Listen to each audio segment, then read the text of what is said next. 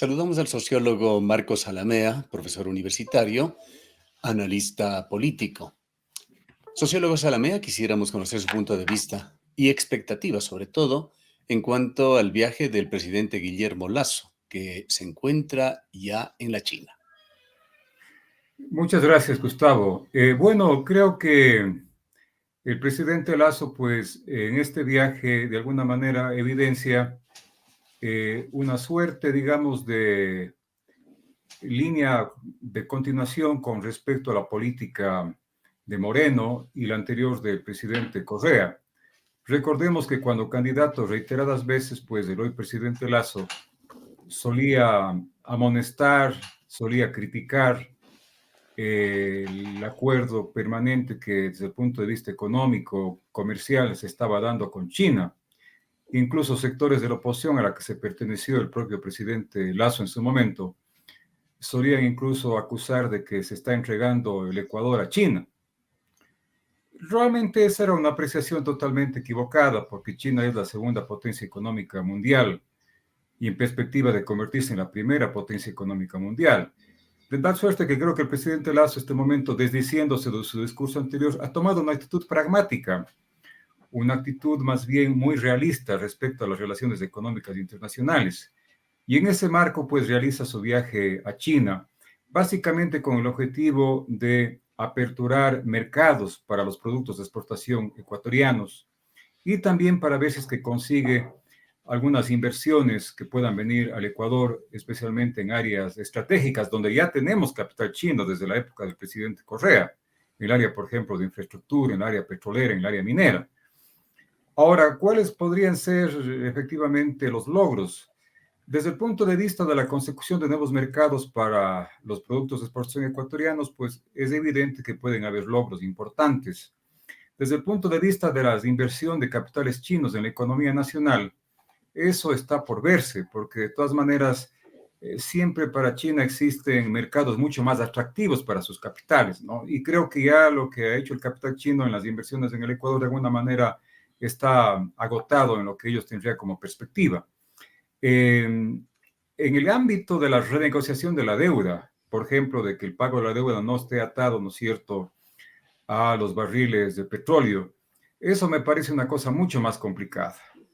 Veo imposible que China ceda en ese sentido o pueda renegociar, pues, en otras condiciones la deuda que tiene el Estado ecuatoriano con el Estado chino. Quisiera contrastar con usted un punto de vista. Mario Jaramillo, un ciudadano destacado, ex rector de la UDA, en declaraciones sobre el mismo tema, opinaba que la China tiene una deuda moral con Ecuador, que la deuda de Ecuador hacia China es menor que aquella que China tiene con Ecuador, sugiriendo de que China había sido un muy mal socio estratégico en todo lo que hizo durante el gobierno de Correa, por lo menos en lo principal, contrataciones públicas obscuras, resultados bastante cuestionables en varios sitios, pongamos Coca-Cola Sinclair, por ejemplo, y una deuda onerosa pagada con creces a través del petróleo. Él señalaba, sin embargo, que todo esto podría pasar inadvertido por la China por el valor relativo muy pequeño de Ecuador. Exactamente. Bueno, vea usted, son consideraciones que el presidente Lasso no las toma en cuenta y por eso mismo su viaje a China, ¿no? Con todas las expectativas de conseguir grandes cosas. Y efectivamente, pues en la última parte yo sí estaría de acuerdo, que es lo que acabo de decir.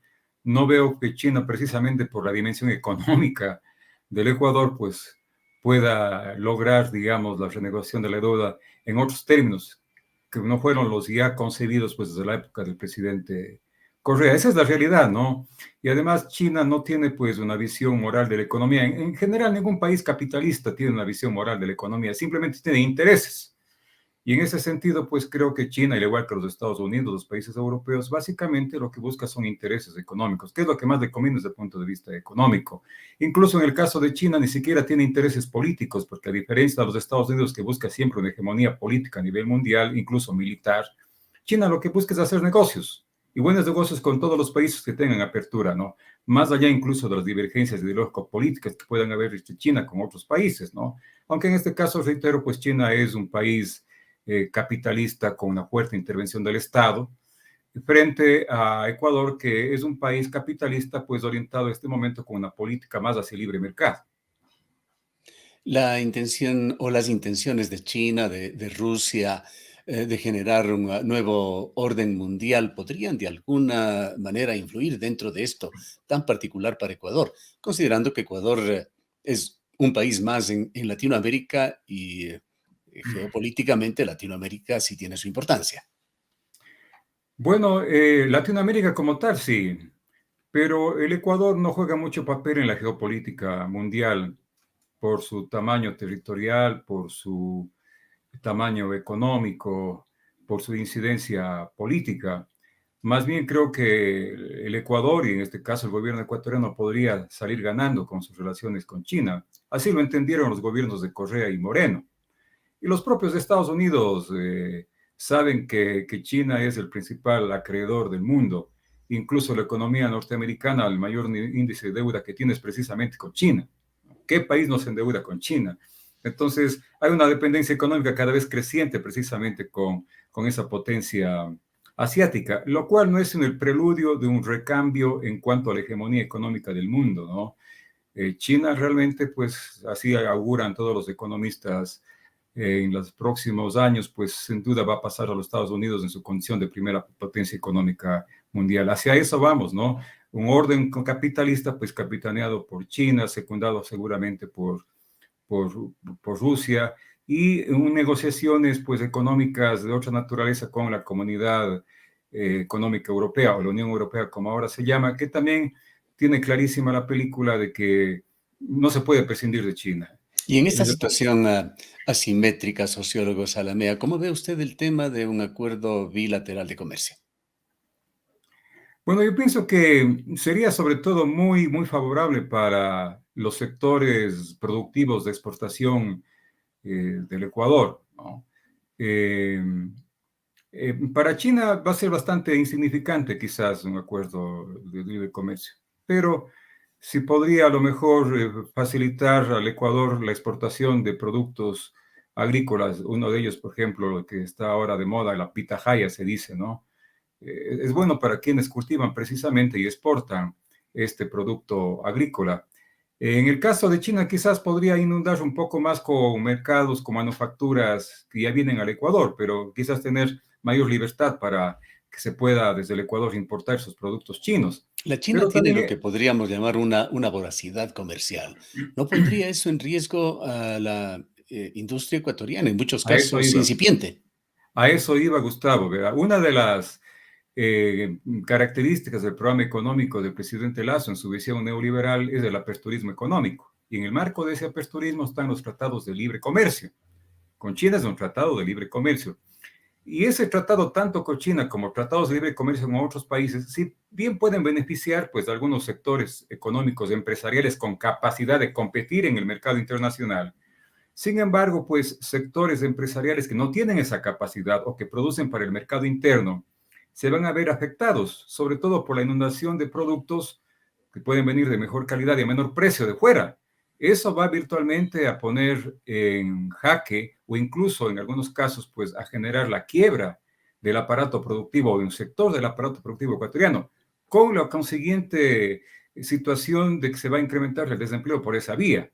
Amén de que también el desempleo puede incrementarse por la reducción de la inversión pública que ha tenido en este momento el Ecuador y que se va a agudizar también esa reducción de la inversión en los próximos años, según los anuncios del propio gobierno.